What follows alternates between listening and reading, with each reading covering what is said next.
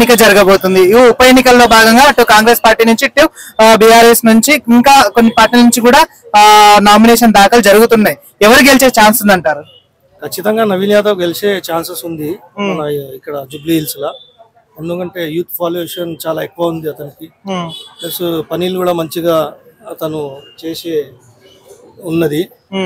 ఆ ప్రకారంగా మనం నవీన్ యాదవ్ కి గెలిచే ఛాన్సెస్ ఉన్నాయి. ఎందుకు బీఆర్ఎస్ ఎందుకు గెలవాలనుకుంటున్నారు? గెలివేది అట్లా ఏం లేదు. అసలు ఆ పార్టీ కూడా చాలా స్ట్రాంగ్ పార్టీయే.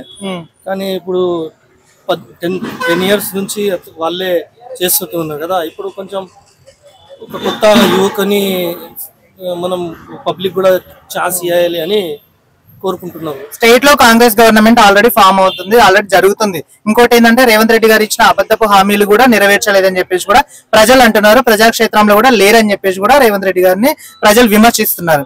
అలాంటి క్రమంలో కూడా ఇప్పుడు నవీన్ యాదవ్ గారు గెలిస్తే అట్ ద సేమ్ టైం అదే గనక రిపీట్ అవ్వదని గ్యారంటీ ఏంటి అని చెప్పేసి కూడా ప్రజలు అంటున్నారు. దాని మీద మీ స్పందన? ఇప్పుడు చెప్పినా కదా, అందరూ యూత్లు అందరూ కొంచెం కొత్త అతని గెలవాలని చూస్తున్నాము. ఆయన గెలిస్తే కొంచెం మాకు అందరికి కొంచెము పనులు ఆగిపోయినది అది ఉంది కదా.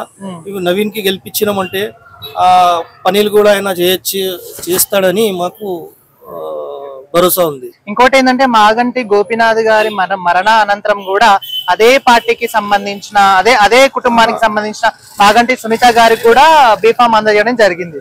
సో ఆమె కూడా ఇప్పుడు రేజ్ లో ఉంది. అంటే ఆమె ఇంకోటి మంచి పనులు చేస్తుందని చెప్పేసి కూడా చాలా మంది అనుకుంటున్నారు. మరి దాని మీద మీ స్పందన ఏమంటారు? అట్లా ఏం లేదు. ఆ పార్టీ కూడా చెప్పినా, ఆ పార్టీ కూడా చాలా స్ట్రాంగ్ ఉంది. కానీ ఇప్పుడు పబ్లిక్ కి కొంచెం కొత్త యూత్ ని చూడాలని అనిపిస్తుంది. అతను మంచిగా లేదు, ఈయన మంచిగా ఉంది, అట్లా ఏం లేదు. ఇద్దరు మంచిగానే చేసినారు. ఒక 10 years వాళ్ళు చేసినారు.